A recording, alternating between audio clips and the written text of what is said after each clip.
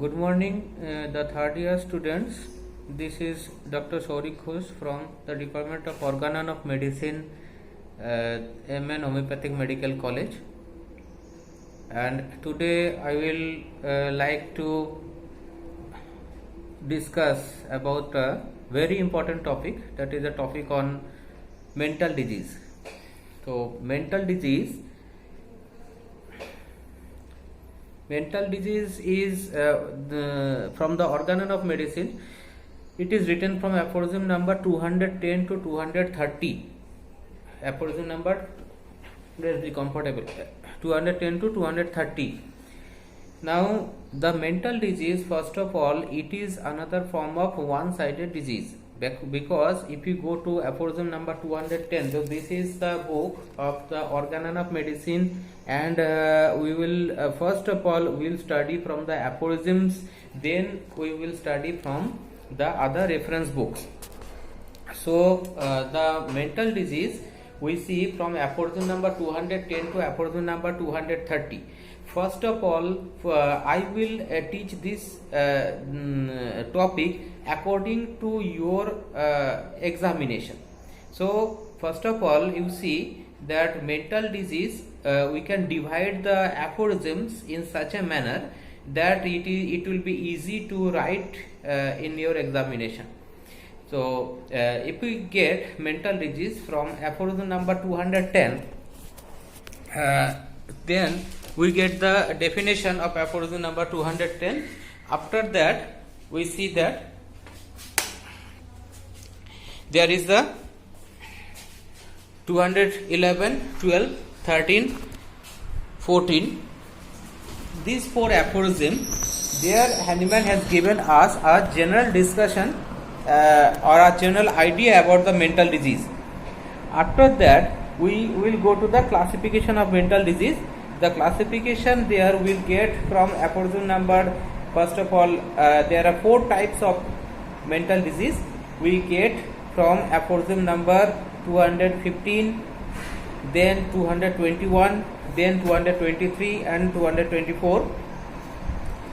So after 224, from the part of aphorism number 229 and 230, 227 to 230, we will get some general instruction about what to do in a mental patient, how to behave for a mental patient, and what not to do in a mental patient.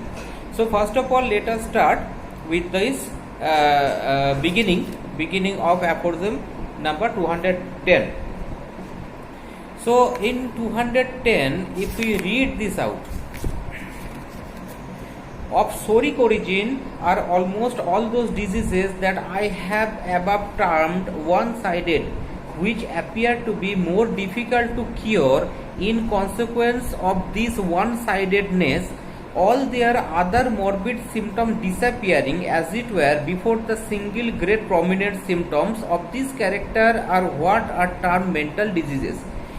So we know that one-sided disease is that type of disease where there are very few symptoms, where one or two symptoms obscure almost the others.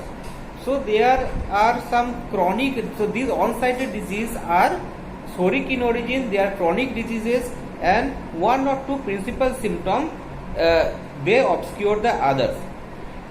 So we see that the mental disease, in the mental disease, this is a type of one-sided disease where we see the prominency of some mental symptoms where the other physical symptoms are obscured or are not properly seen, hidden.